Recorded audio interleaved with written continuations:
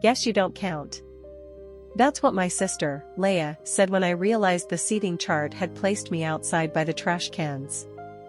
The hallway smelled of lilies and bleach. Inside the glass ballroom, I could hear the DJ counting down to the first dance. My mother adjusted her pearls, my father looked away, and I tightened my grip on the gift I had wrapped the night before.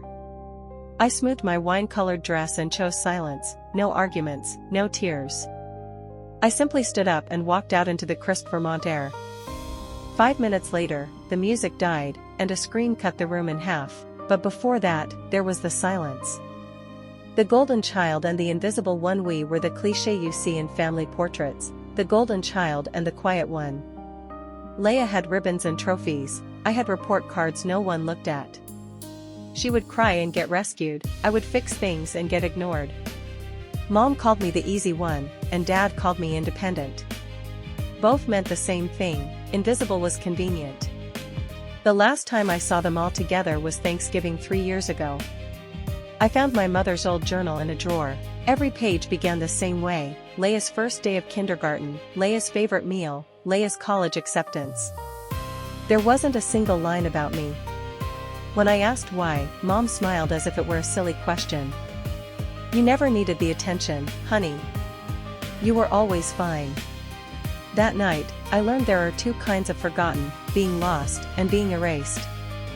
The insult: I arrived at the wedding alone, driving 3 hours from Boston. The venue was a lakeside resort chosen for its European charm, the kind of place people took photos just to prove they'd been invited. Inside, the ballroom shimmered with crystals and orchids. Outside, I was seated at a folding table next to the service doors. The coordinator had hesitated when she found my name. "You're listed for hallway seating," she said, her polite smile faltering. I sat there, staring through the glass at my family. Then, Leia came out. She stopped short of the doorway, her reflection doubled in the glass, one adored version inside, one cruel version outside. "Well," she said, tilting her head. "Looks like they finally figured out where you belong." "What's that supposed to mean?" I asked. She smiled, that half-smile she used before stealing the spotlight. "Guess you don't count." She wanted me to cry or beg. Instead, I just looked at her. "You know," I said quietly, "there's always been space for both of us. You're the one who keeps shrinking it." She scoffed, checking her reflection. "Nobody needs your approval, Amber. Not here, not ever." She turned on her heel, her white gown brushing the floor, leaving a trail of expensive perfume and disdain. The gift. When the door closed, I picked up the small, silver-wrapped box from my table. If they didn't want me inside, fine. But I wasn't leaving empty-handed. 3 weeks earlier, I had run into one of Leia's old co-workers. A harmless lunch turned into a confession. Leia had been bragging for months about marrying rich, about how easy it was to manipulate Noah, her fiancé. "He's sweet but naive," she had said. "A few fake tears and I get the house, the money, the last name." She had laughed about it. I had the receipts, screenshots of text messages where she called him pathetic and outlined her plan to divorce him after securing the assets. I walked back to the reception table near the entrance.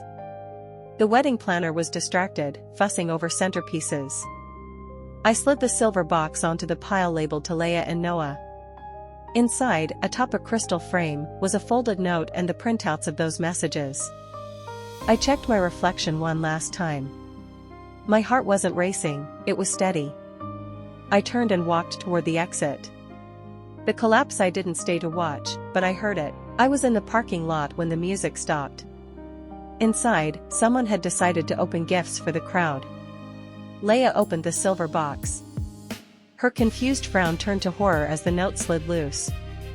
Noah picked it up. "He's so easy to handle," the text read in pale blue bubbles. "Cry a little and he buys anything I want." Inside the ballroom, the scene dissolved. Leia tried to snatch the papers, hissing that I had planted them, that I was jealous. But her mother-in-law, Victoria, stepped in. "These were forwarded to me this morning from a stylist you hired," Victoria said coldly. "Amber didn't write them." Noah looked at Leia, his voice shaking. You knew exactly what you were doing. He pulled a folded document from his jacket, an annulment petition he had already signed, and set it on the table. You can't humiliate me like this. Leia screamed. I'm not humiliating you, Noah replied. You did that yourself. Peace. By the time I reached the highway, my phone was buzzing nonstop. 16 missed calls from Mom, 3 from Dad. I didn't check any of them. Back at my apartment in Boston, the air smelled of coffee and rain. I hung my wine-colored dress on a chair. It looked like armor I hadn't known I was wearing. A text came through from Mom. Please answer, Amber. We didn't know. But she had known. She knew every time she told me to stay quiet, every time she laughed at Leia's cruelty. I put the phone face down and opened my laptop. I booked a trip to a tiny coastal town in Maine, somewhere I'd never been. At my sister's wedding, I was seated by the trash cans. The next morning, I sat by the river. The silence was the same, but the meaning had changed. Back then, it was humiliation. Now, it was peace. Sometimes the loudest revenge isn't a scream. It's the sound of your own footsteps walking away.